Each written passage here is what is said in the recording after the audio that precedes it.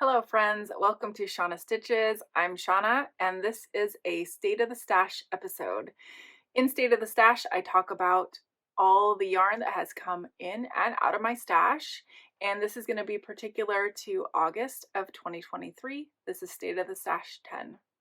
Thank you so much for joining me today. I am excited to tell you about yarns that have come in and out of my stash.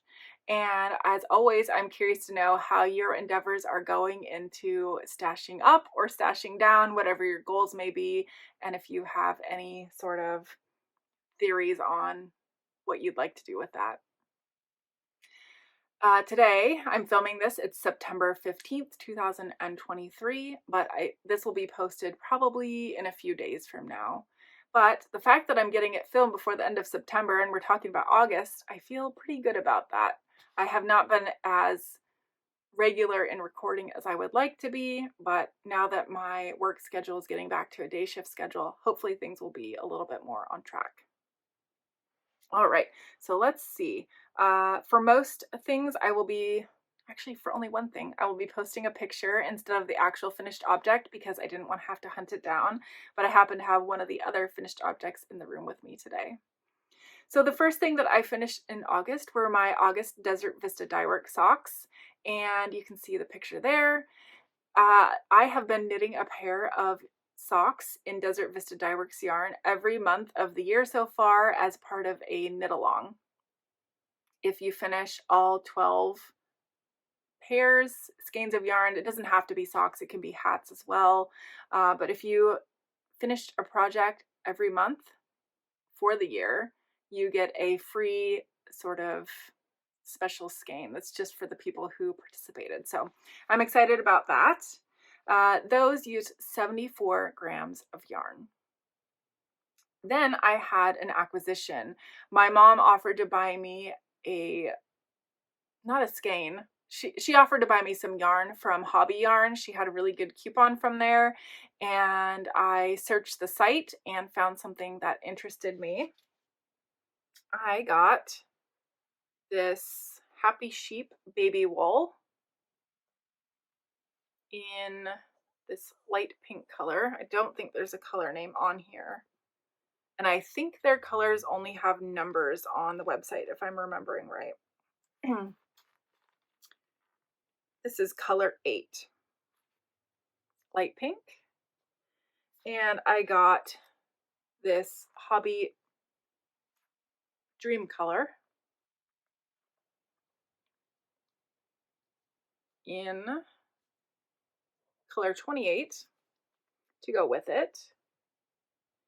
And I have several of these. My plan for this is the Alpine Bloom, which I believe is by Caitlin Hunter, with the main portion of the shirt being this and this being the beautiful blooms. So I really wanted to cast this on for my birthday since this was birthday yarn, but I had other projects to work on. So I'm excited to get that on the needles soon-ish, I hope. This was 400 grams of yarn into my stash. Then I decided to treat myself for my birthday, and Chicken Lady Fiber Arts was having a large sale, as she does every year, I think. Every year in August. I think it's the anniversary of her shop is in August, so she kind of does a clear out, things that she wants to get out of the shop. And so I got 4 skeins of this, which is the color Don't Panic. I'll be honest, it looks different in person than I thought it was going to look, but I don't hate it. Anything with a rainbow in it, I just love. It makes me so happy, and I love it on this undyed base. I think this would make a really beautiful, I'm not thinking well today. This would make really pretty, I have made one, I cannot think of the name, no frills sweater with undyed mohair. It would just have those little hints of pops of color. I think it would be absolutely beautiful. So it might be that. It could also be a flax light. Let's be honest, it could be many things, but I love it.